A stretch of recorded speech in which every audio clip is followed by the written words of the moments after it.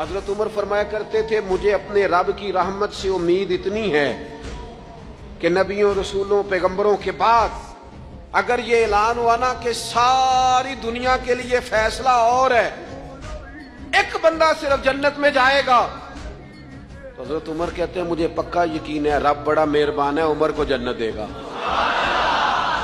ये मेरी उम्मीद है अपने मालिक से, वो बड़ा करीम है, मुझे पता है मेरे ऊपर बड़ी रहमत करता है, मुझसे मेरा मालिक बड़ा प्यार करता है। उसने कहना चल तू कमजोर है सबसे, तू तो जन्नत में जाना। फरमाया जो बगैर हिसाब के एक जन्नत में जाएगा, लगता है मेरे ऊपर करम करेगा मैं जाऊंगा।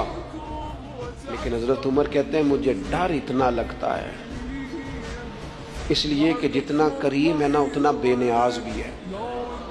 ते बेपरवाह नाल यारी ला के पैंदे ने दुख सहने।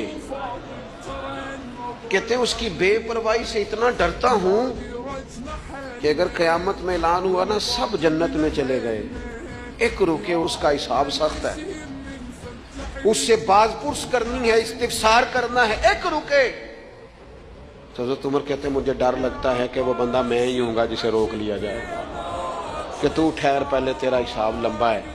उम्मीद भी रज के और खौफ भी रज के। कुछ लोग सिर्फ खौफ का शिकार हैं, वो भी ठीक नहीं। कुछ निरी उम्मीद ही उम्मीद की बात करते हैं, डरते नहीं। अल ईमानु बैनल खौफ व रजा, ईमान खौफ और उम्मीद की दरमियानी कैफियत का नाम। अपने आप को देखें, अपने ऊपर गौर करें, अपने दिल का मियार चेक